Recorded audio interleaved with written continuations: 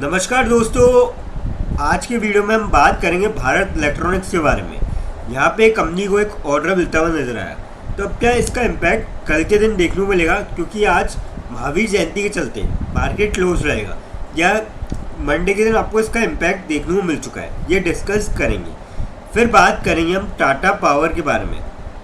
Tata power ने यहाँ पे जो एक परचेज एग्रीमेंट साइन किया है, अब किसके साथ साइन किया है और इसका क्या आपको इसका इफेक्ट शॉर्ट टर्म पे देखने को मिलेगा या फिर लॉन्ग रन पे देखने को मिलेगा, ये डिस्कस करेंगे। फिर बात करेंगे हिंदुस्तान कॉपर के बारे में। हिंदुस्तान कॉपर के शेयर में बीते एक महीने से ज़बरदस्त यहाँ पे गिरावट देखने को मिली है।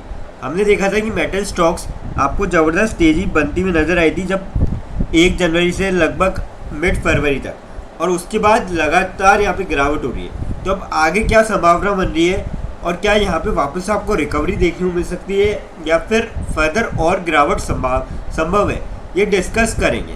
सबसे पहले बात करते हैं भारत इलेक्ट्रॉनिक्स की कल के दिन क्लोजिंग की।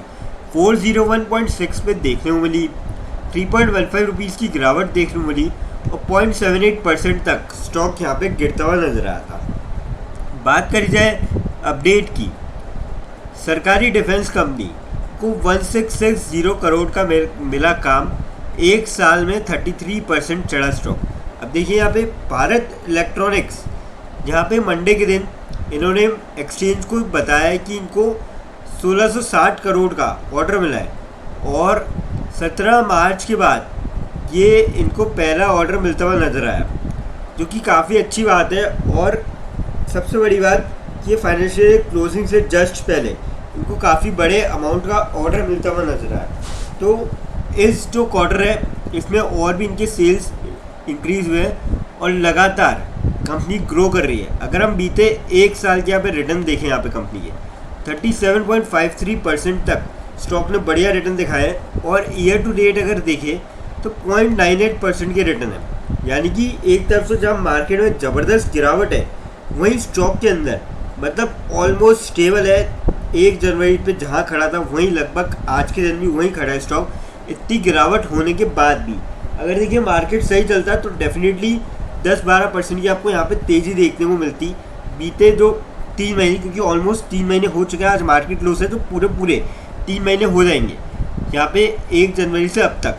तो ये काफ़ी बड़ी चीज़ है और मैं तो कहूँगा कि इस मौके का जो है फ़ायदा उठाया जा सकता है, जिसका भी लॉन्ग टर्म का पॉइंट ऑफ व्यू है, क्योंकि ऑर्डर बुक इनकी काफ़ी मजबूत है, फंडामेंटली काफ़ी स्ट्रॉन्ग है कंपनी और लगातार ग्रो भी कर रही है। तो ऐसे जिसका भी लॉन्ग टर्म का पॉइंट ऑफ व्यू है, इस तरीके से वो जा सकता है इस स्टॉक के अंदर। शॉर्ट टर्म में ये कहूँगा मैं, अगर कोई स्टॉक लेना चाह रहा है तो एक बार जो ईरान का वॉर है इसराइल और अमेरिका के साथ, उसमें मार्केट को देखते हुए थोड़ा सा स्टॉप लॉस लगा के ट्रेड ले सकता है। बाकी लॉन्ग टर्म के लिए काफ़ी अच्छी कंपनी है और 5 साल के अगर आप रिटर्न देखेंगे वो भी काफ़ी बड़ी है।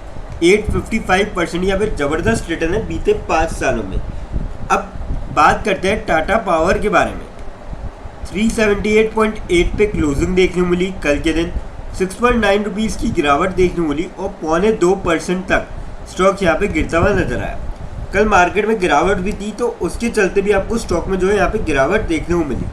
बात करी जाए अपडेट की, तो अपडेट कुछ ऐसा है कि Tata power Mundra plant signs supplementary PPA with GUVNL। तो यहाँ पे पावर परचेज एग्रीमेंट जो है इन्होंने साइन किया है गुजरात ऊर्जा विकास निगम लिमिटेड के साथ, और ये फॉर्मलाइज करेगा adjustment to the existing contractual framework और supply agreement is intend to reinforce supply arrangement and address operational and commercial changes arising from evolving grid requirements. तो ये काफ़ी बड़ा यहाँ पे जो है इन्होंने एक एग्रीमेंट साइन किया है, जिसका आपको काफ़ी ज़बरदस्त इम्पैक्ट आने वाले टाइम पे देखने को मिलेगा। और टाटा पावर में भी अगर आप देखेंगे यहाँ पे तो रिटर्न ईयर टू डेट 0.8% की नेगेटिव रिटर्न है। कह सकते हैं कि इस स्टॉक में भी आपको लगभग फ्लैट से ही रिटर्न देखने को मिले 1 जनवरी से अब तक। कुछ ज़्यादा खास यहाँ पे हलचल देखने को नहीं मिली है और बीते एक साल में अगर आप देखेंगे 1.08% के यहाँ पे काफ़ी ठीक ठाक से रिटर्न है, मतलब कुछ ज़्यादा खास रिटर्न नहीं है। और मेरे ख्याल से इस स्टॉक को जो है आप ले सकते हैं, जिसका भी लॉन्ग टर्म का पॉइंट ऑफ व्यू है। इसमें अगर आप 5 साल में देखेंगे 260% की ज़बरदस्त रिटर्न है, और आने वाले टाइम में भी आपको कुछ इसी तरीके की जो है रिटर्न देखने को मिल सकते हैं। अगर आप यहाँ पे देखेंगे ये जो एग्रीमेंट है ये भी लॉन्ग टर्म के पॉइंट ऑफ व्यू से है। देखिए, long term supply arrangement with state utilities, तो इसका इम्पैक्ट भी आपको लंबे टाइम तक देखने को मिलेगा, लॉन्ग रन में भी देखने को मिलेगा। तो मेरे ख्याल से तो इस स्टॉक में भी जो है बाइंग करी जा सकती है। अब बात करते हैं हिंदुस्तान कॉपर के बारे में। कल के दिन 453 पे क्लोजिंग देखने को मिली, 40.45 रुपीज़ की गिरावट देखने को मिली, और 8.25% तक ज़बरदस्त स्टॉक में जो है आपको गिरावट देखने को मिली। बीते 5 दिनों में अगर आप देखोगे तो स्टॉक में 1.41% की यहाँ पे गिरावट है, क्योंकि बीच में 2 दिन रिकवर भी करा था मार्केट। महीने भर में अगर आप देखोगे 21.35% की यहाँ पे ज़बरदस्त गिरावट हो चुकी है। और अगर मैं ईयर टू डेट का यहाँ पे चार्ट लगाऊँ तो आप देखो कि 20 जनवरी के बाद स्टॉक देखिए एकदम मतलब तगड़ा चढ़ता हुआ नज़र आया था, और मात्र हफ्ते भर के अंदर ज़बरदस्त तेज़ी बनी थी। करीबन 40-45% की यहाँ पर तेज़ी आपको देखने को मिली थी। उस टाइम क्या था, कॉपर प्राइजेज मतलब रोज़ चढ़ रहे थे कॉपर के मेटल्स के स्टॉक्स, और ये स्टॉक भी चढ़ता हुआ नज़र आया। पर उसके बाद से जब से इसने 29 जनवरी का हाई बनाया था, लगातार स्टॉक में आपको गिरावट देखने को मिल रही है, और 13.33% ईयर टू डेट गिर चुका है, जबकि बीते एक महीने में स्टॉक 21.35% की ज़बरदस्त गिरावट आ चुकी है। अब देखिए यहाँ पे ऐसा इसलिए हो रहा है क्योंकि behind copper's latest fall West Asia conflict weighs on the metals demand outlook. देखिए, वॉर के चलते जो है मेटल को ज़बरदस्त इफेक्ट देखने को मिल रहा है, इम्पैक्ट देखने को मिल रहा है, ज़बरदस्त इम्पैक्ट, और इसी कारण मेटल स्टॉक्स में आपको लगातार गिरावट देखने को मिल रही है।